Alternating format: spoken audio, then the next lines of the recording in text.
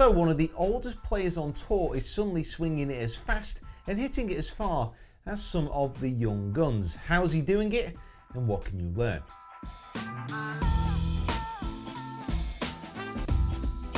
Hi guys, my name is Peter Finch and this is Finch Weekly, your weekly look at everything to do with golf. If you are new to the channel guys, make sure you hit that subscribe button, make sure you hit that like button, and please comment below. Remember, this is all about learning, this is all about improvement, and if we share, we can all improve together. And of course, the senior statesman of the tour to which I am referring is Phil Mickleson. And what we're going to do is look through some of his stats and just try and figure out where he's actually generating some of his power from, and what you can do within your own game to try and hit the ball that little bit further. And what Phil is doing, he's looking at the stats and he's trying to follow a trend which he's seeing with the younger players. And that is swinging as fast as you possibly can, getting the ball out there as far as you can, even if it's not in the fairway. According to strokes gained, you will have an advantage on the field. And we all know that Phil isn't the most accurate player at all, but he's just won another tournament at Pebble Beach, the host of this year's US Open as well. And I think we can all agree that Pebble Beach will be a different test than the one that Phil faced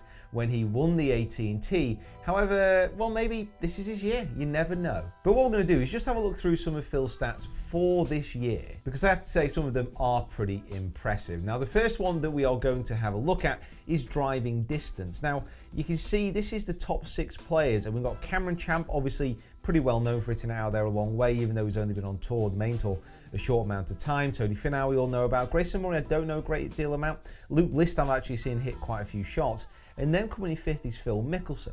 Now this is measured out of his 10 rounds, and his average driving distance here is 316 yards. Now we'll go on to this driving accuracy, and this is something that we also know about Phil so far, 220th as far as accuracy off the tee is concerned on tour. And we'll also look through some of his other stats here as well, because being a long driver is a big advantage, but you've still got to be able to use your short game to actually win tournament. And obviously that is something that Phil is very much known for. And that is what the strokes gain system really shows, that if you can bomb it out there a long way, generally the winners on tour are the furthest hitters, and it's the one who puts the best out of those long hitters that wins tournaments. But we'll also have a look now at what Phil does within his golf swing, but also what some of the best players on tour do with their golf swings as well, and exactly how you can try and implement some of that into your game to generate extra swing speed. Now guys, this is about swing speed. This is not going to be about accuracy. And I would always recommend that if you are going to change your technique, that you see a PGA professional. Come down to Quest for a lesson if you can. And the fact is that many amateur golfers aren't as skilled as the pros on tour. That seems so obvious when you say it like that, but I'm sure you get what I mean. So the first thing we're going to talk about is equipment and the type of clubs that you need to be using. Now, obviously having a fast speed driver, that will really help. Most of the major manufacturers now are producing drivers that are right on that legal limit as far as ball speed is concerned. But there's also other things you can do to increase swing speed. Now, getting fit is an absolute priority here, because if you can find a very lightweight graphite shaft that allows you to move the club head fast without losing control, then that is going to be a big benefit. If you get fitted into a heavier graphite shaft, generally you won't be able to swing that quite as fast, but you may have a little bit more control. Again, this is very generalized. This is not across the board, and it very much does depend on individual preference. But switching to a lighter shaft, that is something that I have personally done, and I've found my swing speed increase and my distance increase as a result. So we're going to start having a look at technique now. And these are very, again, generalized tips. You may be doing some of these well, you may need to work on some of these. And the first thing that we are going to look at is posture, and how you can develop a posture which allows you to swing a little bit faster. Now, setup is absolutely key if you are going to be launching a drive. Generally, you want to see that ball just inside the left heel with a little bit of spine tilt away from the target. You also want a stance which is about shoulder width apart or just beyond, which gives you good stability. Remember, a nice wide stance is good for stability, but it's not that necessarily good for speed. If the stance gets too wide, then you won't be able to generate the type of body movement that you need to propel the ball a long way. Now, there's a really good video which I'll include in the link below. It's from me and my golf and George Gankus. So he's the coach to Matt Wolff, the young prodigy on tour. Prodigy, and he's also worked with some of the world's best golfers. And in this video, me and my golf and George talk about how to get a good posture to generate speed. And this is something which is very interesting, maybe goes against the norm of what some people would coach, but it's well worth a watch. Now we're going to talk about loft control and exactly what you want to be seeing to get that extra distance, because loft control is absolutely key. If you're hitting the ball with loads of loft, you're going to generate more backspin, the ball's going to go higher, and it's not going to have that carry or run out that you want. Generally speaking, you want to be hitting up on the ball with low loft, getting a high launch and low spin. However, there are examples on tour where this isn't quite the case. Brooks Koepka, for example, he hits down on the ball but generates massive amounts of distance. DJ, he actually gets his hands almost ahead of the ball at the point of impact with his driver. But certainly with DJ, he bows his wrist, he has a strong grip as well, and a closed club face. And the way he rotates his body and he moves his hands into impact, he's a very individual case as far as controlling that loft. And here's where using launch monitors and using modern technology can really help, because if you can find a way to hit up on the ball, controlling that loft and that launch, you can actually generate more distance without increasing club head speed. I've had guys coming into the Quest Golf Academy who I've coached, and I've tried to get them hitting it further, not by so much swinging it faster, by improving impact and improving their launch conditions. So once more, don't just go off what I'm saying here. Grab yourself a lesson, get the info for yourself, because you may be losing out on valuable distance easily. Now let's talk about the backswing and some of the things you want to be seeing within this part of the technique. Now it goes without saying that you're going to need a big full turn. Now when I'm talking about a full turn, I'm talking about the upper body to begin with. So you want a good 90 degrees of rotation with those shoulders away from your setup position. Now what you want to be seeing with that rotation is also some hip turn.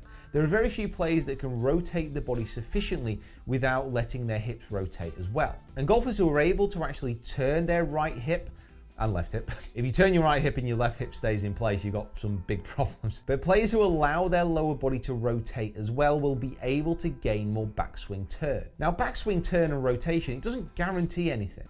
The downswing and moving through impact, that's still the absolute key, but the backswing allows a player to get set up more effectively to deliver the ball into impact. Another thing I want you to look at if you are struggling to generate that extra turn is the left foot. And what I'll also do, I'll include a link in the description below to a video series that I did early on in YouTube, my Quest for 350 videos, where I took my current driver swing, which was all right, it was about 300 yards or so, but I increased my distance up to 350 yards. And it just takes you through the steps that I did to do that. And you'll find when you actually watch that video that it's great, but distance isn't everything, because my accuracy was, wild. Now the next thing that you're going to want within that backswing is arm lift and width. The arm lift and width in the backswing is going to allow you again that extra time to generate speed. Now by width, I'm talking about the arms and the hands. I'm not so much talking about the club, because you're going to get a little bit of wrist hinge or a lot of wrist hinge on that backswing. If you have a look at Phil Mickelson's swing, you can see he has width as far as his arms are concerned, but he also has a lot of hinge. That club gets a long way past parallel at the top of the swing.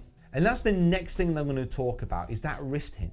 Now, if you hinge your wrists like this, you create a lever. Now, levers within the golf swing allow extra speed to be created. So if I swing up to the top of my technique and my wrists haven't hinged, this is no lever which has been created. If I then hinge my wrists, that allows me to create that lever. And when that lever is released, as I start to come through impact, that adds speed. And there are lots of different levers within the backswing. If you think about where the right arm is at the top of the swing, as that starts to move through, that's going to straighten, that's going to allow that extra little bit of power. So levers within the golf swing are incredibly important. Now the body rotation as you start to move into the downswing is very important. It's been touched upon in so many videos. But what I also want you to consider is as you start to rotate towards your target, as that body begins to open and drag the upper body along for the ride, what do you need to be doing with your body weight and pressure? Because what Body Track and other force plates have actually shown is that many of the best players put their pressure down into the ground on the downswing and then actually start to move upwards through the point of impact as far as ground pressure is concerned to get that maximum amount of launch. And if you have the ability to develop that power by moving down into the ground and then pulling that power upwards, you're going to be able to release that extra bit of power and speed. And guys, remember, this is all about sharing. This is a channel where you can comment, you can share, and we can all improve together. So if there are any tips that you've picked up and any coaching lessons that you've had specifically about speed, everyone here, I'm sure, would love to know. So please share. And guys, thank you so so much for watching. What do you think about Phil's win as well? Do you think he can contend this year in the majors? Can he grab that elusive US Open for the Grand Slam? We will have to wait and see. But guys, thank you so much for watching. Please subscribe if you haven't. Like the video, share it around. Follow me on my other social media platforms as well. And we'll see you down here next time.